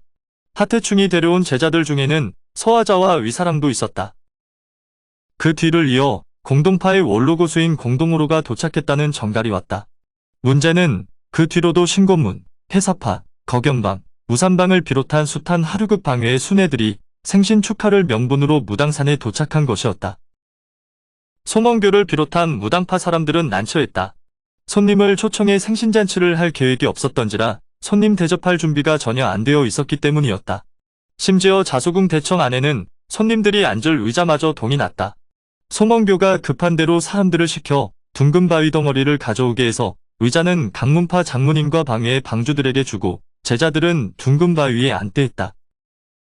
찻잔도 모자라 밥사발과 반찬 그릇으로 대신하며 소홀하게 느껴질 손님 접대에 상황을 설명하느라 무당칠협은 모두 땀을 삐질삐질 흘렸다.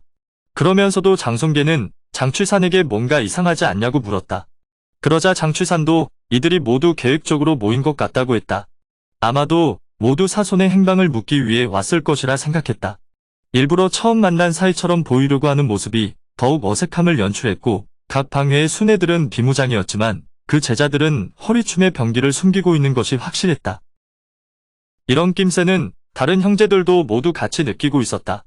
그리고 생신 축하하러 왔다면서 병기를 소지하고 왔다는 것에 속으로 분노했다. 그나마 확실히 비무장인 것은 곤륜파와 공동파 사람들뿐이었다. 그때 아미파가 도착했다는 소식이 들어왔다. 그제야 무당칠협의 얼굴이 밝아졌다. 무당칠협 중 6째 을리정과 아미파 제자 기호부는 약혼한 사이였다. 그러니 만약 무력 충돌이 벌어진다면 아미파가 무당파에 힘을 실어줄 것이라 생각해 아미파의 출현은 더없이 기쁠 수밖에 없었다. 장송계는 허를 찔린 것 같아 불안했다. 계획대로라면 스승의 100세 생신이 지나고 영웅첩을 돌려 무창성 황학묘에서 시시비비를 가려 만약 충돌이 생겨 한판 붙는다고 해도 자신 있었다. 그 자리에 무당파와 친한 고수들을 초청해서 세력을 맞추면 크게 밀리지 않을 것이라는 계산이 있었던 까닭이었다. 그런데 이렇게 상대가 선수를 치고 나오니 당황스러울 수밖에 없었다. 미리 이럴 줄 알았다면 무당파와 친한 고수들을 초청해서 세력 균형을 맞췄을 텐데 지금은 아미파를 제외하고는 사방이 적이었다. 만약에 사태에 관해 계산을 해본 장송계는 한숨이 나왔다. 여기서 싸움이 벌어지면 대략 40대 1 정도로 싸워야 할 판이었다. 이들은 모두 장산봉의 생신 축하를 명분으로 삼고 있지만 하객들이 가져온 축하의 물만 봐도 무당산 아랫마을에서 대충 산싸구려들 뿐이었다. 그나마 아미파 측에서만 정성스럽게 예물을 준비했을 뿐이었다. 주방에서는 손님 맞이할 준비를 안 해서 큰 사발에 쌀밥 한 그릇 담고 채소와 두부 반찬 얹어서 대접하는 것이 고작이었다. 무당칠협이 소홀한 손님 접대에 다시 한번 사과를 하는데 손님들이 밥을 먹으면서도 자꾸 대청 밖으로 눈길을 주는 것이 마치 누군가를 기다리는 눈치였다. 그 모습을 보고 장송계가 조용히 유연주에게 다가가 아무래도 싸움이 벌어질 것 같다며 일이 이렇게 된 거 우리가 먼저 강공으로 나가자고 했다. 수적으로 불리하니 각자 고수 한 명씩 정해서 한 수에 제압하고 분위기를 장악하자는 것이었다. 유연주가 강문의 고수를 어떻게 한 수에 제압하겠냐고 하자 장송계는 살수를 쓰자고 했다. 만약 그렇게 된다면 죽지는 않아도 치명상은 피할 수 없는 일이었다. 하지만 워낙 상황이 불리하니 무당칠협은 모두 장송계의 의견에 찬성하고 각자 마음속으로 신호와 동시에 제압할 고수를 점찍어 두었다. 하객들이 밥을 다 먹자 장송계가 앞으로 나서 말했다. 오늘은 좋은 날이니 불편한 이야기는 나중에 영웅첩을 돌려 무창성 황학묘로 모실 테니 그때 시시비비를 가리고 오늘은 무당 제자들 안내를 받아 무당산 경치를 구경하는 것이 어떻겠냐고 했다. 장송계의 말은 부드러웠으나 속내는 감히 무당과 원한을 맺지 말고 조용히 경치나 구경하다 돌아가라는 말이었다. 장송계의 말을 듣고도 대청 안에 모인 사람들 중 그 누구도 나서는 이가 없었다. 단체로 따지는 것이라면 몰라도 감히 누가 단독으로 나서서 무당파와 원한을 맺고 싶겠는가. 한문파를 이끄는 장문이나 방해를 이끄는 방주 중에 그 정도 계산도 못하는 바보는 없었다. 서로가 나서지 못하고 눈치만 살피고 있을 때 답답했던지 곤륜파의 서화자가 눈치 없이 사손의 행방을 묻고 나섰다. 서화자가 포문을 열자 기다렸다는 듯 무당칠협 중 막내인 막성곡이 맞받았다. 막성곡은 생신 축하 자리에 무장을 하고 온 것에 관해 따지고 들었다. 서화자가 자기는 비무장이라고 펄쩍 뛰었지만 막성곡이 근처에 있는 방해 제자 두 사람의 허리춤을 치자 서슬 시퍼런 단도들이 쨍그랑하는 소리를 내며 바닥에 떨어졌다. 그 순간 대청 안의 분위기가 싸늘해졌다. 그러자 곤륜파 장문인 하태충이 이왕 이렇게 된 거 따져보자며 목소리를 높였다. 명분을 잡았다고 생각한 장송계가 공격 신호를 보내려고 하는 순간 아미타불 하는 불호가 귓속에 뚜렷하게 들려왔다. 그 소리는 멀리서 들려오는 소리였지만 마치 옆에서 이야기하는 것처럼 뚜렷하게 들렸다. 대천 밖을 봐도 사람 모습은 보이지 않았다. 아마도 계단을 올라오고 있는 모양이었다. 사람들이 모두 반색했지만 그 중에서 특히 하태충의 얼굴이 밝아졌다. 목소리는 계속해서 들려왔다. 소림사 주지 공문과 공지, 공성 그리고 제자들이 장진인의 생신을 축하드린다는 말이었다. 이에 장산봉이 화답했다. 그러자 옆에 있던 하태충이 인사말을 했다. 하태충에게는 공지가 답했다. 그 자리에는 무수히 많은 고수들이 있었지만 모두 내공이 부족해서 이들 네 사람 말고는 대화에 낄 수가 없었다. 공문, 공지, 공성은 사손 손에 죽은 공변대사를 뺀 소림사대의 신승 중 세 사람이었다. 드디어 대청 안으로 들어온 소림 승려들은 그 자리에 모인 수많은 사람들과 인사를 나누고 자리를 잡아 앉았다. 그리고 차 한 잔을 마시고 나서는 공문이 단도직입적으로 공변대사를 죽인 사손의 행방을 장취산에게 물었다. 또 소림 속가제자가 운영하던 용문표국 일가족과 소림 제자를 죽인 사건은 어떻게 책임질 것이냐고도 물었다. 장취산은 용문표국 일가족과 소림 제자들은 자기가 죽이지 않았다고 말했다. 범인이 누군지는 알고 있지만 말할 수 없다는 말도 덧붙였다. 그리고 사손과는 위형제를 맺은 사이라 그 또한 말할 수 없다고 딱 잘라 말했다. 그때 대청벽 기다란 창문 바깥에서 아빠라고 부르는 어린애의 목소리가 들려왔다. 장취사는 그 목소리가 잃어버린 아들 장무기의 목소리인 것을 알고는 무기야, 내가 돌아왔느냐 하면서 대청 밖으로 뛰어나갔다. 그러자 대청 문턱 좌우를 지키고 있던 공동파와 신곤문 제자 두 사람이 장취산이 도망치는 줄 알고 도망가지 말라고 고함치면서 장취산의 앞을 가로막았다. 하지만 마음이 급한 장취산은 달리면서 가볍게 손을 써서 두 사람을 패대기 치고 대청 밖으로 나갔다. 장취산은 소리난 곳으로 달려가 봤지만 그곳에는 사람 그림자도 보이지 않았다. 장취산은 그 자리에서 소리 높여 무기를 불렀지만 돌아오는 대답은 없었다. 그때 장취산이 도망간 줄 알고 대청 안에서 쫓아나온 10명의 사람들은 차마 장취산에게 접근하지는 못하고 지켜보고만 있었다. 심란한 마음을 수습한 장취산은 다시 대청 안으로 들어가 공문대사에게 잃어버린 아들의 목소리가 들려 실례했다고 사과했다. 그 말을 옆에서 듣고 있던 공지가 책상을 손바닥으로 내려쳐 박살을 냈다. 공지는 장취산에게 자기 가족은 귀하고 남의 가족은 귀하지 않냐고 따져 물었다. 그러면서 다시 용문표국 이야기를 꺼냈다. 계속해서 장취산이 자기가 한 일이 아니라고 말하자 공지는 뒤에 있던 제자들을 불렀다. 사람들 앞으로 나온 그들은 10년 전 임안부 서호 호반에서 은소소한테 당해 애꾸가 된 원심, 원음, 원업이었다. 그중 제일 성질 급한 원업이 장취산을 손가락질하며 10년 전 장취산이 독침을 사용해서 소림 제자를 죽이고 원자 학렬 승려들도 모두 애꾸로 만들었다고 주장했다. 하지만 장취산은 침 같은 암기는 무당파에서 사용하지도 않을 뿐더러 명문정파인 무당파에서 독을 사용한다는 말을 들어본 적이 있냐고 따져 물었다. 그러자 말주변에서 밀린 원업은 조리 있게 말하지 못하고 성질만 내면서 목청을 높이니 지켜보던 사람들이 술렁거렸다. 그 순간 옆에서 지켜보던 장송계가 기회라고 여기고 끼어들었다.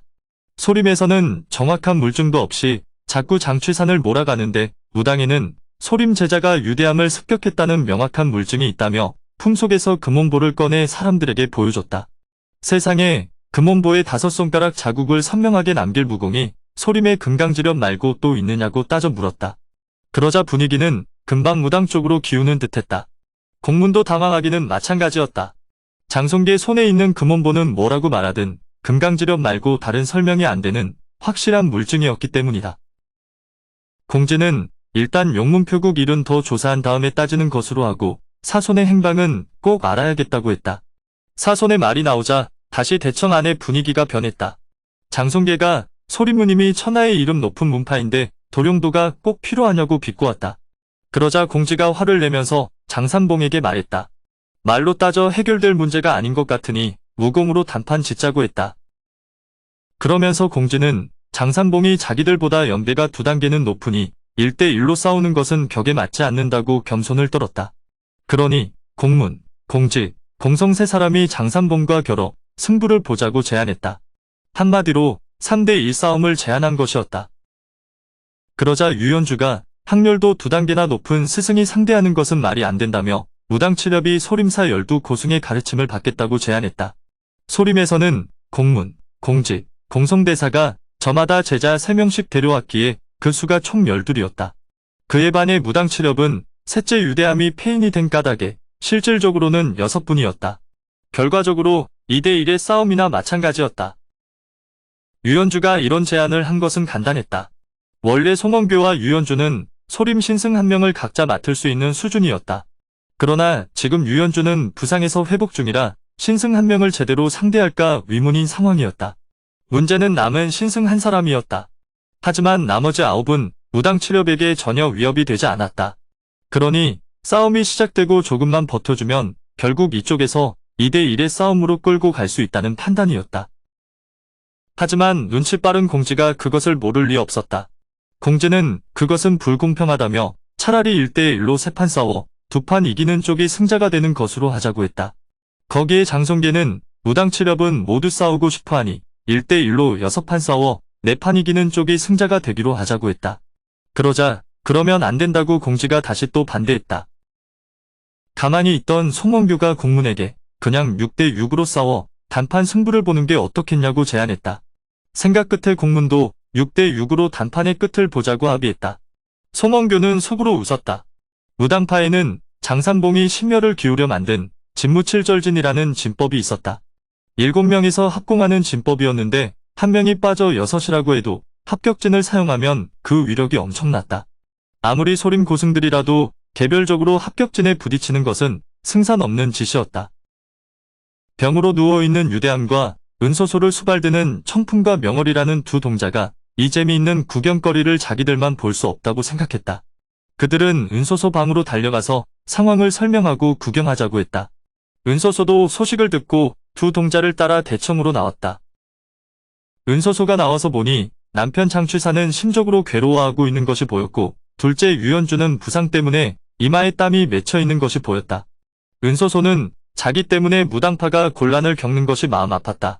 결국 은소소는 사람들 앞에 나서서 자기가 임안부 용문표국 사건의 범인이라고 자백했다. 은소소는 용문표국 사건을 일으킬 당시 장취상과 모르는 사이였으므로 은혼을 따질 것이 있다면 천은교를 찾아와 따지라고 했다. 은소소의 말을 듣고 대청 안에 있던 사람들은 아쉬워했다. 그들의 진짜 목적은 용문표국 사건의 진실이 아니었기 때문이었다.